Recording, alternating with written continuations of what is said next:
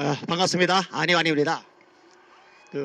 JTBC에서 저한테 전화를 계속했더라고요. 안 받으니까 이제 문자를 보냈었고, 또 SBS에서 연락이 왔었고, 한국일보.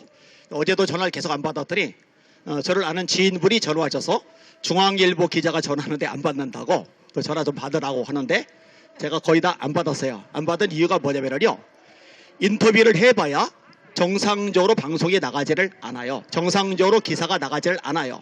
악마의 편집이 이루어지거든요. 전환길 강사가 아주 스타가 되죠. 민주당이 스타를 만드는데 일가견이 있어요. 윤석열 대통령이 검찰총장 일뿐이었는데 스타를 만들어 놓고 대통령까지 되게 만들었잖아요. 민주당이 그렇게 만들었어요.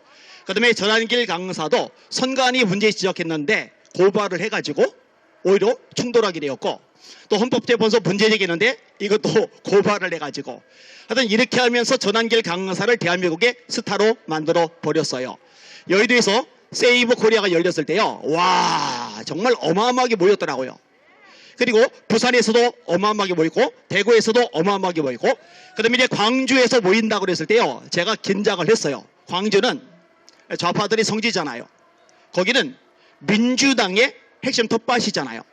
자, 이런 좌파들의 중심지에서 윤석열 대통령을 지지하는, 탄핵을 반대하는 집회가, 또 세이브 코리아가 열린다. 이게 과연 어떻게 될까? 아니달까 광주시장 강기정 씨가 난리쳤잖아요. 허가 안 해준다고 이상한 짓을 저질렀잖아요.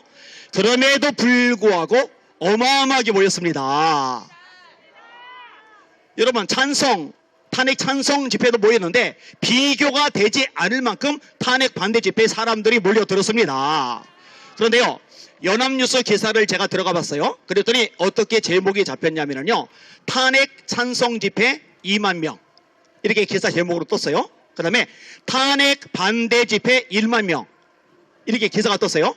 옛날 같았으면요 속아 넘어갔을 겁니다만, 지금은요 국민들이 움직여요. 사진을 올려요. 유튜브로 방송을 내보내요. 댓글들이 어마어마하게 달리는데, 아니 탄핵 반대 집회가 탄핵 찬성 집회보다 눈으로 대충 봐도 10배는 더 많게 보이는데 이게 뭔 소리냐, 이렇게 하더라고요. 아침에 파이낸셜 뉴스를 봤더니요, 어떤 기사 제목에 달렸냐면요, 내란 우두머리 재판 서울중앙지법. 미친 겁니다. 뭐가 내란 우두머리입니까? 언론들 각성하라! 언론들 각성하라! 공정하라! 문제가 심각해요. 언론만 그런 게 아니잖아요. 더불어민주당 이 배악질이 다 드러났죠. 온갖 악법들 쏟아내죠. 여러분, 현재 우리나라 법률상 간첩죄는요, 북한과 연루될 때만 처벌할 수 있도록 규정이 되어 있어요. 이거 바꿔야 되잖아요. 바꿀 이유가 있잖아요. 그런데 중국인들이 수없이 간첩 짓을 저지르고 발각이 되었고 처벌을 해야 되는데 처벌할 수 있는 법조항이 없어요. 근데 민주당이 이 간첩죄, 중국인일지라도 간첩 짓을 저지르면 처벌하도록 만드는 이 법안을 만들지 못하도록 막아냈습니다. 여러분, 이 민주당의 행패야말로 간첩죄입니다. 더불어민주당 해체하라! 범법자 이재명 구속하라! 아니 무슨 놈의 대통령이 더 이상 오를 게 뭐가 있다고 내란죄라고 그럽니까? 아니 무슨 대통령 권한대행이 된 지 얼마도 안 돼서 탄핵을 합니까? 행정안전부장관 탄핵, 검찰총장 감사원장 탄핵, 29번이나 탄핵 소추를 진행을 했잖아요. 그러면서 자기네 대표 이재명은 그렇게 범죄 혐의가 많음에도 불구하고 방탄국회를 하잖아요.